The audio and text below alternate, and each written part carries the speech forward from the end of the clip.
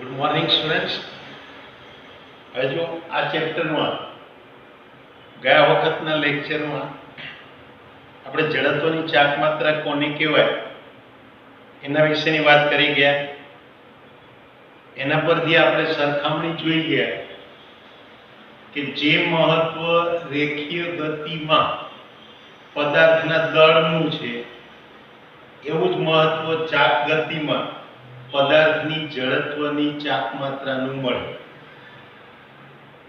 કારણ કે રેખીય ગતિ માટે તમે એક સમીકરણ મળે ન્યૂટનના ગતિના બીજા નિયમ પરથી, બળ F = દળ m * પ્રવેગ a. તે પ્રમાણે ચાક ગતિ ઉત્પન્ન કરવા માટે જવાબદાર કોણ છે? પદાર્થ ઉપર લાગતું ટોર્ક. અને ટોર્ક માટેનું સૂત્ર આપણે મેળવી શકશું τ = I α, કે જ્યાં I એટલે જડત્વની ચાક માત્રા અને આલ્ફા એટલે કોણીય પ્રવેગ. એટલે આ રીતે F = ma અને τ = I α આ બે પરથી આપણે કહી શકીએ કે દળ અને જડત્વની ચાક માત્રા એકબીજાને સમતુલ્ય છે. એ જ પ્રમાણે બીજું સૂત્ર આપણે ગતિ ઊર્જાનું લઈ ગયા કે રેખીય ગતિ ઊર્જા એટલે 1/2 mv², જ્યારે ચાક ગતિ ઊર્જા માટે આપણે લેતા હતા 1/2 I ω². એટલે રેખીય ગતિના રેખીય વેગને સામ્ય ચાક ગતિમાં કોણીય વેગ આવે, તો રેખીય ગતિના દળને સામ્ય ચાક ગતિમાં જડત્વની ચાક માત્રા આવે. એટલે આમ જડત્વની ચાક માત્રા અને દળ આ બંને એકબીજાને સમતુલ્ય કહેવાય. ટૂંકમાં એમ કહી શકાય કે રેખીય ગતિમાં જે મહત્વ પદાર્થના દળનું છે એવું મહત્વ ચાક ગતિમાં પદાર્થની જડત્વની ચાક માત્રાનું છે. હવે જોઈએ કે જડત્વની ચાક માત્રા માટેના બે અગત્યના પ્રમેયો. ઓફકોર્સ હું તમને પહેલી સ્પષ્ટતા કરી દઉં કે માત્ર તમારી બેચ માટે એટલે કે આ વર્ષ માટે આ વિશિષ્ટ પરિસ્થિતિને કારણે સરકારે જે 30% કોર્સ બાદ કરી આપેલો છે એની અંદર આ બે પ્રમેયો જે છે એ આપણા કોર્સમાં પરીક્ષામાં પૂછવા માટે નથી. પણ યાદ રાખજો, પરીક્ષામાં પૂછવાના નથી, તમારે ભણવાના તો છે જ. કારણ કે તમારે જાણવાના તો છે જ. ક્યાંક ને ક્યાંક એનો સીધો કે આડકતરી રીતે ઉપયોગ તમને કોમ્પિટિટિવ એક્ઝામના પ્રશ્નોમાં જોવા મળે. એટલે આ બે પ્રમેયો અહીંયા આગળ આ રીતે તમારે જોવાના છે. ઉપરાંત એ પ્રમેયોની સાબિતીઓ તમારે યાદ રાખવાની નથી, માત્ર એના વિધાનો જ જોવાના છે. તો આમાં જે બે પ્રમેયો છે એમાંનું પહેલું એક પ્રમેય કે જેને લંબ અક્ષ પ્રમેય કહીશું.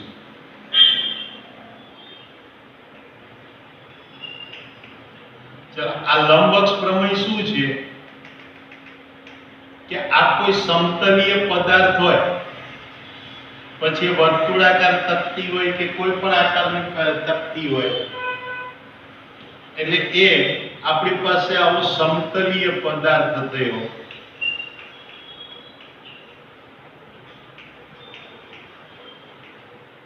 એનો અર્થ એ કે એની જાડાઈ અવગણીય છે. ચલો, આ એક સંદર્ભ બિંદુ એટલે કે યામ પદ્ધતિનું ઉગમ બિંદુઓ લઈએ. આ આપણને x અક્ષ મળે, આને હું y અક્ષ કહું તો આ z અક્ષ થાય. હવે અહીંયા આગળ જોઈ શકાય કે આ સમતલીય પદાર્થ માટે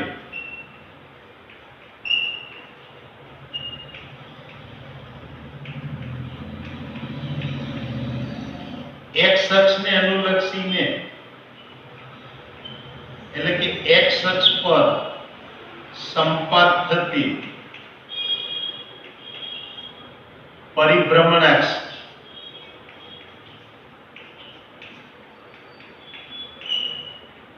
ચલો એને અનુલક્ષીને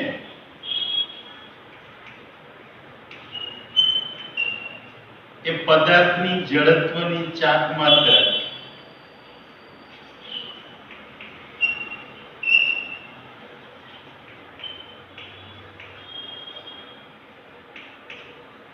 એને Ix કહું. તો એ પ્રમાણે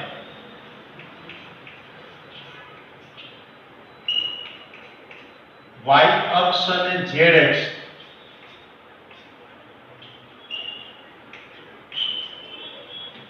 એના પર સંપાત થતી એવી પરિભ્રમણાક્ષ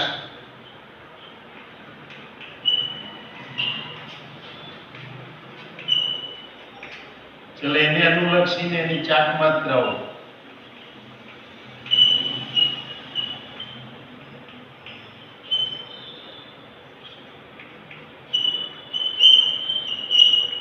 એ ચાક માત્રાઓ જે છે એ આપણે અનુક્રમે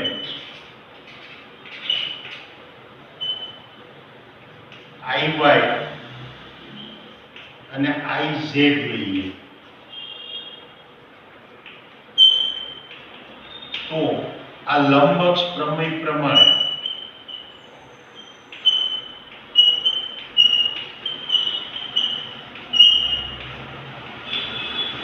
તમે લખી શકો કે IZ બરાબર IX વત્તા IY. આ લંબ અક્ષ પ્રમેય થયું. ટૂંકમાં સમતલીય પદાર્થ માટે એ સમતલની અંદર આવેલી પરસ્પર બે લંબ અક્ષોને અનુલક્ષીને જડત્વની ચાક માત્રાઓ તમે શોધો તો એ બંને ચાક માત્રાઓનો સરવાળો કરો એટલે એ જ બિંદુમાંથી પસાર થતી અને પદાર્થના સમતલને લંબ એવી અક્ષને અનુલક્ષીને જડત્વની ચાક માત્રા મળે. અહીંયા તમે જોઈ શકો છો આકૃતિમાં કે x અક્ષ અને y અક્ષ એ આપણે ક્યાં લીધી છે તો કે સમતલીય પદાર્થના સમતલની અંદર આવેલી છે બંને. સાથે સાથે બંને પરસ્પર લંબ છે. તો જે ત્રીજી z અક્ષ આપણે લઈએ છીએ એ આ સમતલને લંબ રૂપે અને ત્રણેય અક્ષો એક જ બિંદુ પર સંપાત થઈ એટલે આ રીતે z અક્ષને અનુલક્ષીને જડત્વની ચાક માત્રા એ x અક્ષ અને y અક્ષને અનુલક્ષીને જડત્વની ચાક માત્રાઓના સરવાળા જેટલી હોય. પણ આ જે પ્રમેય છે માત્ર આવા સમતલીય પદાર્થ માટે જ લાગુ પાડી શકાય. આ દરેક પદાર્થ માટે નથી. માટે તમે લંબક્ષ પ્રમેય માટે તમે કહી શકો કે કોઈ પણ સમતલીય પદાર્થની પરસ્પર લંબ એવી બે અક્ષોને અનુલક્ષીને મળતી જડત્વની ચાક માત્રાઓનો સરવાળો તે પદાર્થના સમતલને લંબ એવી મળતી જડત્વ અક્ષને અનુલક્ષીને મળતી જડત્વની ચાક માત્રા જેટલું હોય. આ આપણને લંબ અક્ષ પ્રમેય મળે. ચાલો એ પ્રમાણે અહીંયા બીજું જે પ્રમેય આપણે જોવાનું છે એ સમાંતર અક્ષ પ્રમેય. એટલે આ સમાંતર અક્ષ પ્રમેય એ આપણા માટે આ જડત્વની ચાક માત્રા માટેનું એક બીજું અગત્યનું પ્રમેય. ચલો આ પ્રમેયમાં શું જોવા મળે છે કે આ કોઈ પદાર્થ હોય, કોઈ પણ દ્રઢ પદાર્થ હોય, આ પદાર્થનું દ્રવ્યમાન કેન્દ્ર, તો દ્રવ્યમાન કેન્દ્રમાંથી પસાર થાય એવી એક અક્ષને અનુલક્ષીને જડત્વની ચાક માત્રા લઈએ એને IC કહીએ.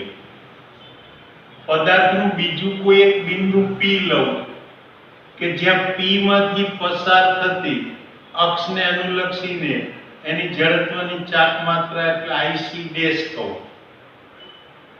તો અહીંયા શું છે જુઓ કે પહેલા તો આ C એટલે પદાર્થનું દ્રવ્યમાન કેન્દ્ર,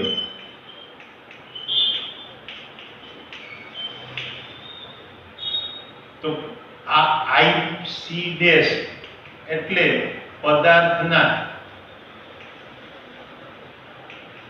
કોઈ બિંદુ P માંથી પસાર થતી પરિભ્રમણાક્ષને અનુલક્ષીને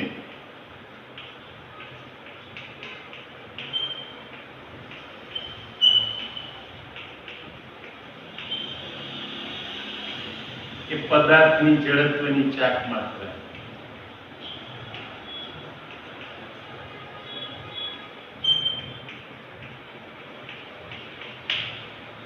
તો અહીંયા IC એટલે પદાર્થના દ્રવ્યમાન કેન્દ્ર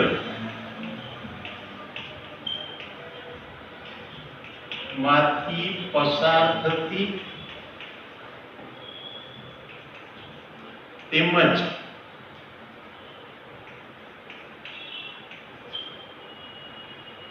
P માંથી પસાર થતી અક્ષને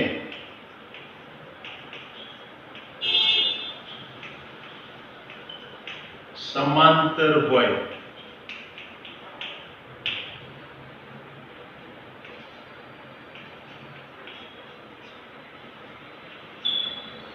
તેવી અક્ષને અનુલક્ષીને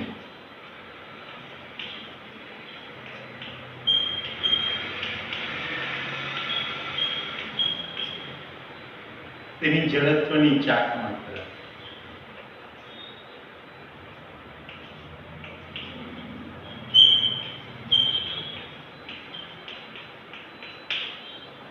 તો હવે આ બે અક્ષો વચ્ચેનું લંબ અંતર એટલે d કહો.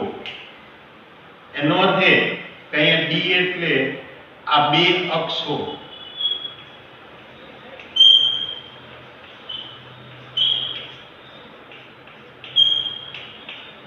વચ્ચેનું લંબ અંતર.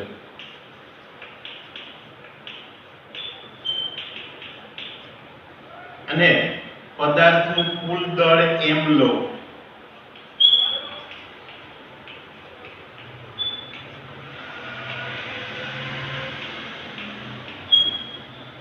ચલો એ હોય તો સમાંતર અક્ષ પ્રમેય પ્રમાણે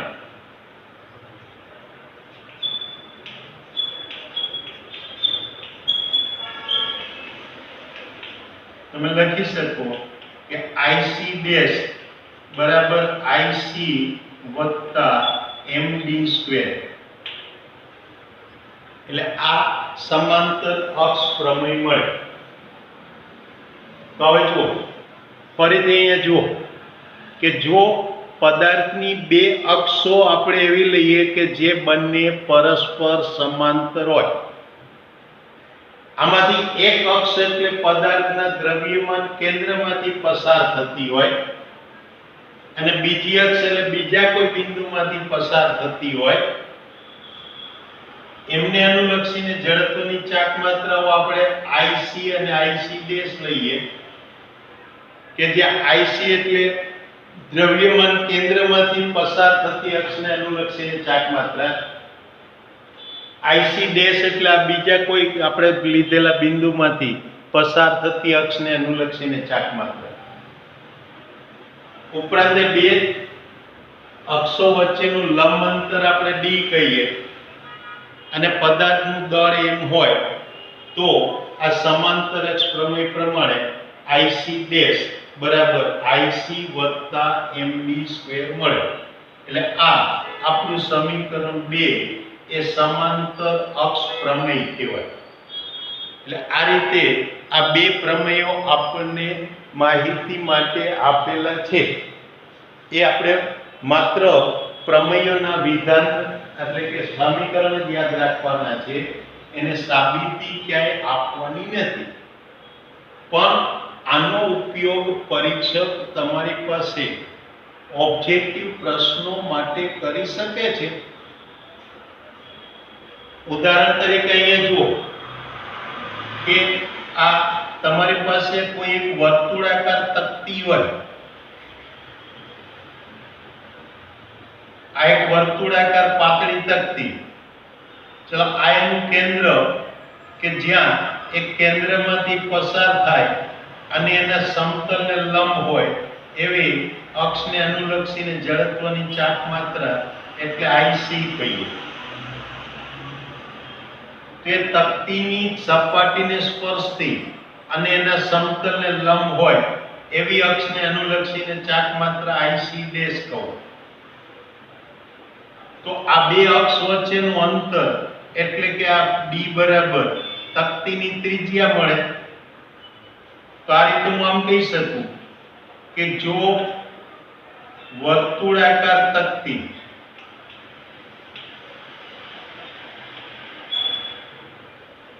હવે જ્યારે પરિભ્રમણ અક્ષ પદાર્થના સમતલને લંબ અને એના કેન્દ્રમાંથી પસાર થતી હોય ત્યારે એની ભૌમિતિક અક્ષ કહેવાય. એટલે આ રીતે વર્તુળાકાર તક્તીની ભૌમિતિક અક્ષ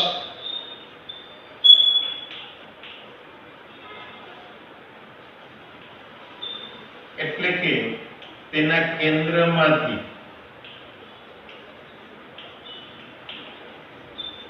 પસાર થતી અને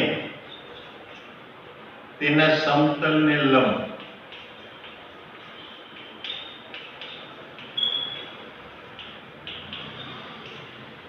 એને અનુલક્ષીને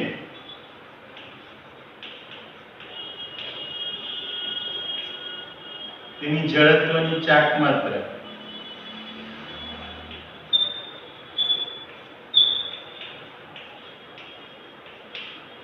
એ આઈસી હોય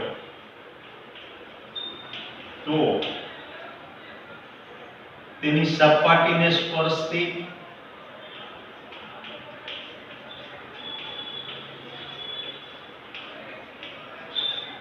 અને તેના સમતલને લંબ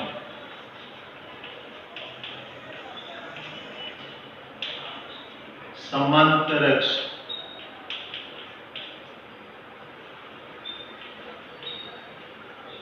ચલો એને અનુલક્ષીને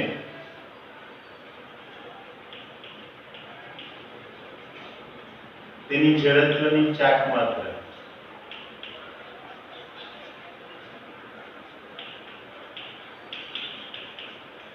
આઈસી ડેશ બરાબર આઈસી વત્તા એમ આર સ્ક્વેર જ્યાં આર બરાબર ડી બરાબર તક્તીની ત્રિજ્યા.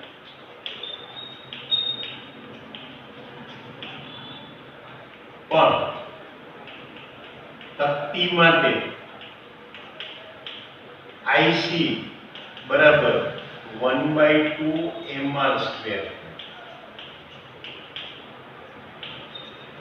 અને માટે અહીંયા આગળ આપણે આઈસી ડેશ 1/2 mr સ્ક્વેર વત્તા mr સ્ક્વેર એટલે કે આઈસી ડેશ બરાબર 3/2 mr સ્ક્વેર મળે. તો આ રીતે પરીક્ષક તમને ક્વેશ્ચનમાં પ્રશ્નમાં એની ભૌમિતિક અક્ષને અનુલક્ષીને જડત્વની ચાક માત્રા આપે, એનું દળ અને ત્રિજ્યા આપે, તો એના સમતલને લંબ અને સપાટીને સ્પર્શતી અક્ષને અનુલક્ષીને ચાક માત્રા શોધવાનું પૂછે. હવે આ જ વસ્તુ આવું બીજા કોઈ પણ આકારના પદાર્થ માટે ઉપયોગમાં લઈ શકે.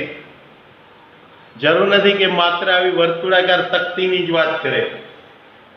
દરેક જગ્યાએ તમારે આ જ પ્રમેય લાગુ પાડવાનું છે કે જેમાં આઈસી એટલે એના દ્રવ્યમાન કેન્દ્ર એટલે કે સામાન્ય રીતે એના ભૌમિતિક કેન્દ્રમાંથી પસાર થતી અક્ષ હોય.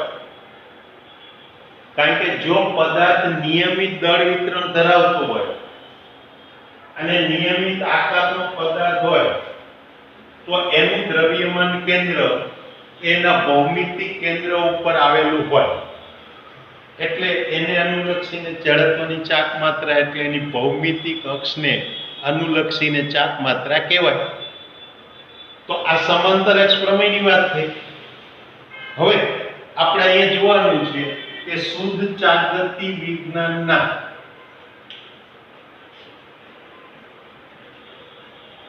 શુદ્ધ ગતિના સમીકરણો.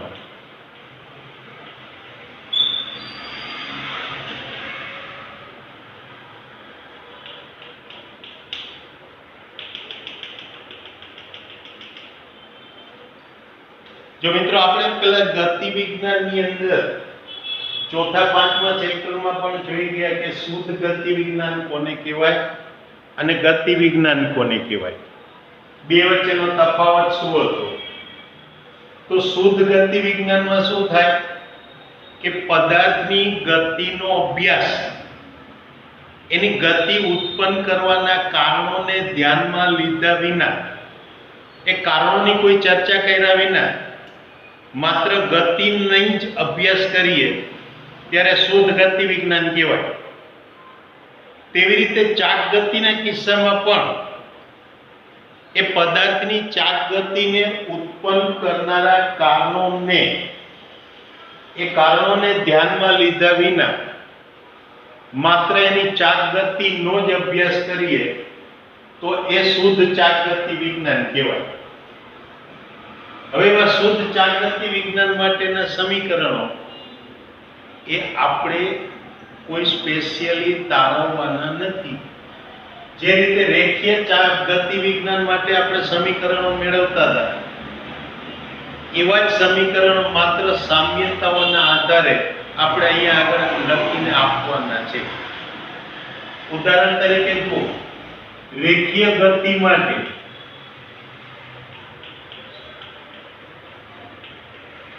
આ ગતિના સમીકરણો આ રીતે મળતા હતા.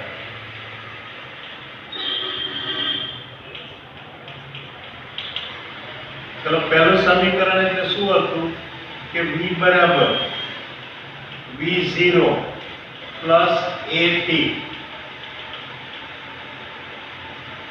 કે જેમાં v એટલે t સમયને અંતે પદાર્થનો વેગ, v0 એટલે પ્રારંભિક વેગ, a એટલે પદાર્થનો અચળ પ્રવેગ. તો આ એક સમીકરણ.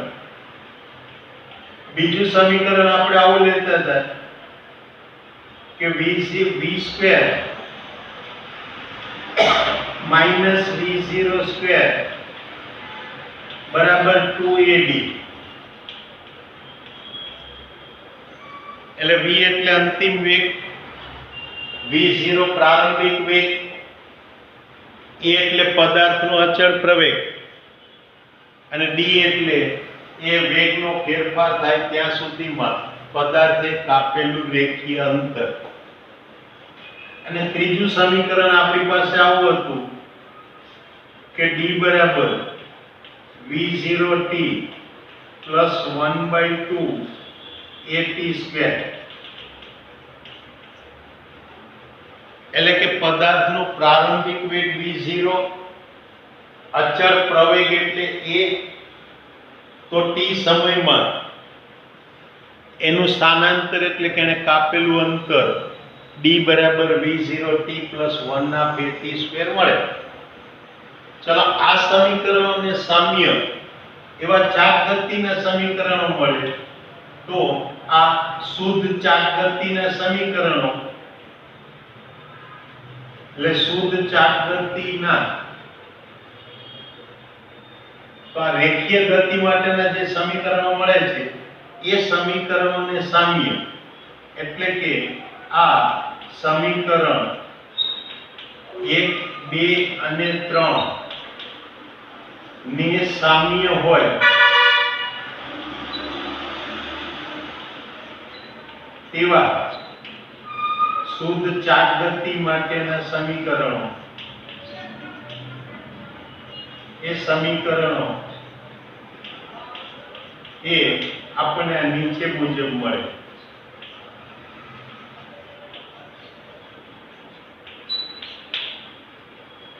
ચલો, પહેલું સમીકરણ કહીએ તો જુઓ, આ રેખીય વેગ v ના બદલે એ કોણીય વેગ ઓમેગા લેવાનો. તો આ પ્રારંભિક રેખીય વેગના બદલે પ્રારંભિક કોણીય વેગ ઓમેગા 0 લેવાનો. તો રેખીય પ્રવેગ a ના બદલે કોણીય પ્રવેગ આલ્ફા લેવાનો. એટલે ઓમેગા બરાબર ઓમેગા 0 પ્લસ આલ્ફા ટી આ આપણને પહેલું સમીકરણ મળે. માટે જો આપણે પ્રારંભિક કોણીય વેગ જાણતા હોય, અચળ પ્રવેગ જાણતા હોય, તો ટી સમયને અંતે એનો કોણીય પ્રવેગ કેટલો થશે આપણે શોધી શકીએ.